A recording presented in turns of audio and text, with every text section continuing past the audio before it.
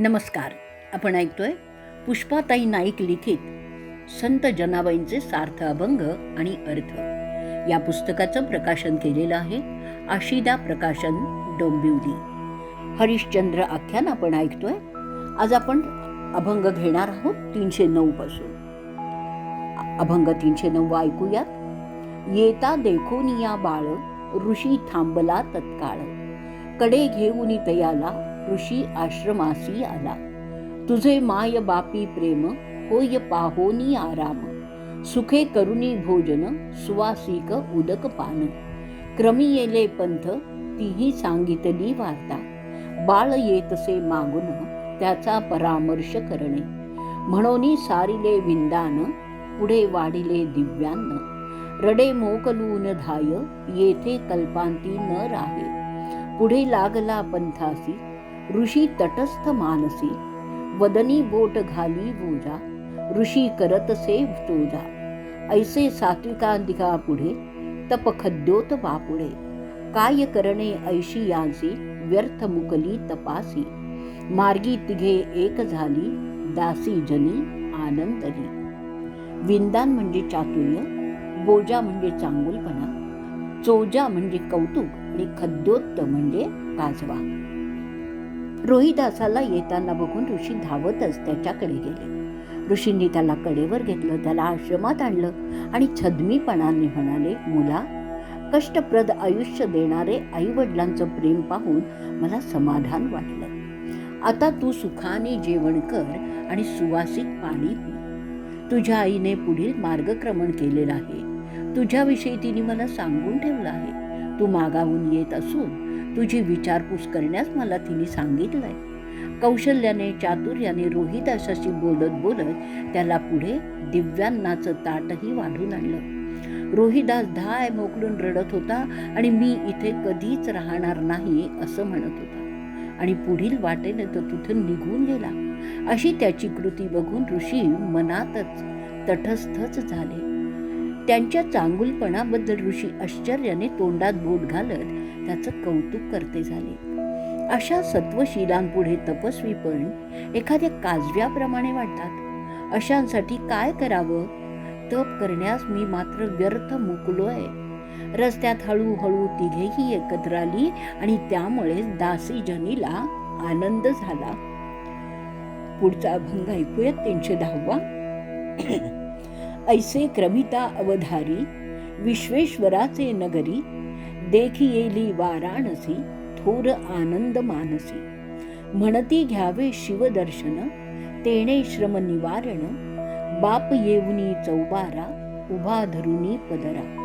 म्हणे कोठे रे दक्षिणा, बरा होसी चुकवणा. जोका राजा सूर्यवंशी, छत्र चामर जयासी. माथा बांधोनिया तृण, घाली विक्रया आपण. राणी म्हणे प्राणेश्वरा, आधी विक्का माझा करा. रोहिदास कर जोडूनी, चरणी मस्तक ठेवूनी. आधी विक्रा माझिया द्रव्यासी, तुम्ही द्यावे कौशिकासी. ऐसे दोघांचे उत्तर, नवल करी ऋषीश्वर. काय करा यांच्या बोधा, म्हणे वजनी सोने घाला. अग्निहोत्री तो ब्राह्मण, उभा राया पे येऊन. देई तारामती तूक, एक भारह कनक. रोहिदास म्हणे ताता, माता स्नेह माझ्या चित्ता. राव बोलिता वचन, शीघ्र यावे बा भेटून. उभी राहोनी वेलहाळा, पोटी बाळाचा उमाळा. अश्रू ढाळती लोचन, हा हा शब्दे करी रुदन. बोले कौशिक ये माते, स्नेह सोड चाल पंथे. करुनिया ताडा तोडी, पाहे कवतूक आवडी.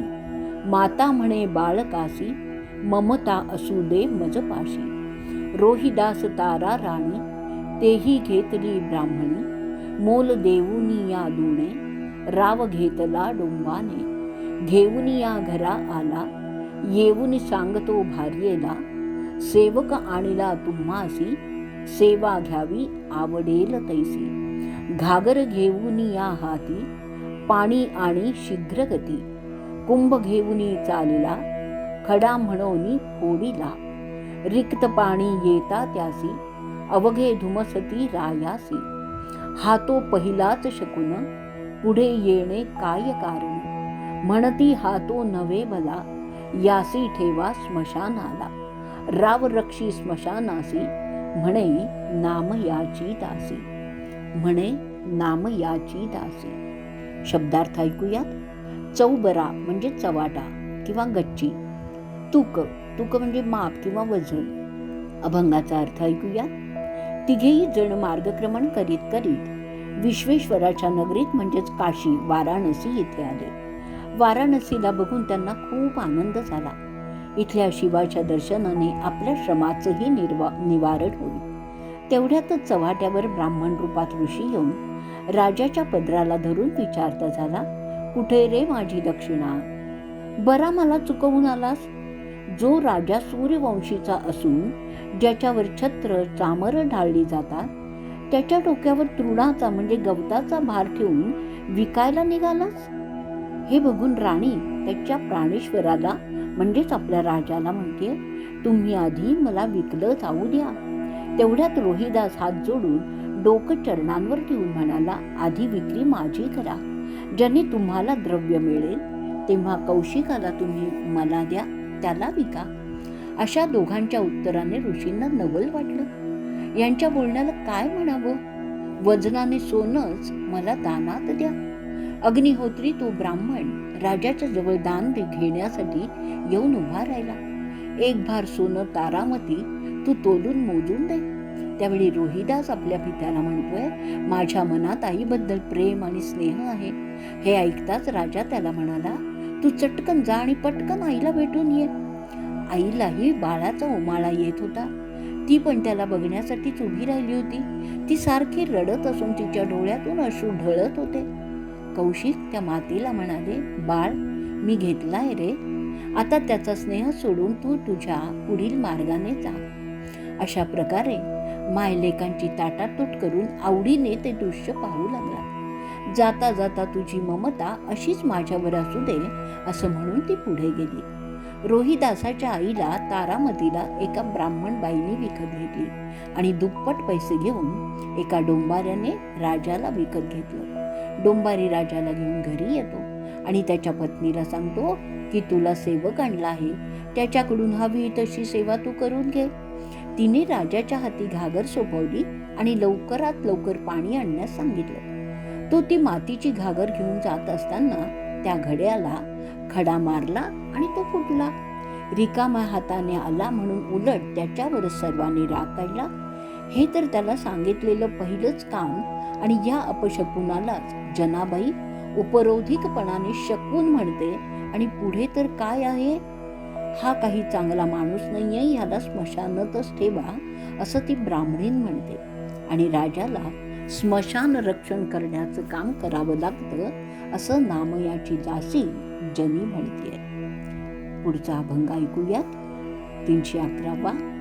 अनामिक त्यासी पुसे, तुमचे भोजनाचे कैसे, कर संपुष्ट जोडून राव विनवी मधुर वचने, जेणे निघे तुमचे काम, राखा माझा ही स्वधर्म, नृपा दिले कोरे अन्न, सुखे करावे भोजन, धान्य घेऊन या करी, राव आला गंगा तिरी, स्नान संध्या नेम सारी, राजा स्वयंपाक करी, गाय अग्नीचा पैग्रास, ठाव वाढीला धर्मास, ग्रास घालावा वदनी, आला विश्वामित्र मुनी, बैसावे जो भोजनासी, अकस्मात पावे ऋषी, एक भाग भक्षी येला, दुजा राजाचा उचलिला, तृप्त होवोनी ऋषीश्वर, उठे देऊनी ढेकर, पदर कसुनी कटीसी, सदा सादर सेवेसी, निराहार शक्तिहीन, दिसे जैसा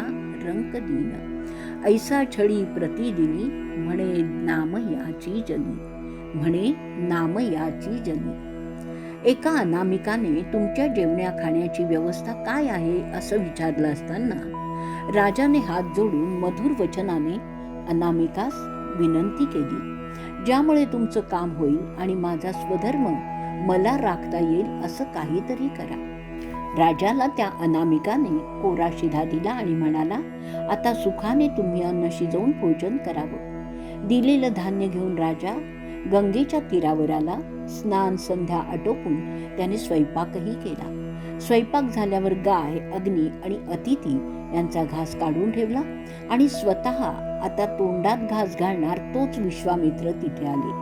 राजाने अकस्मात आलेल्या ऋषींना जेवण दिलं.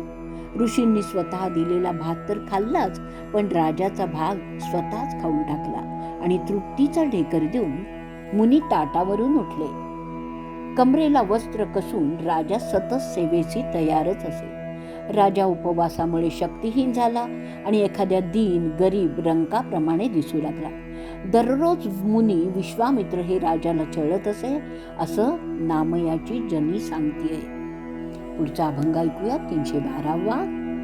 येरीकडे तारा राणी, द्विजा घरी वाहे पाणी, छिद्र पाडोनी रांजणा, पाणी त्यामध्ये थारेना.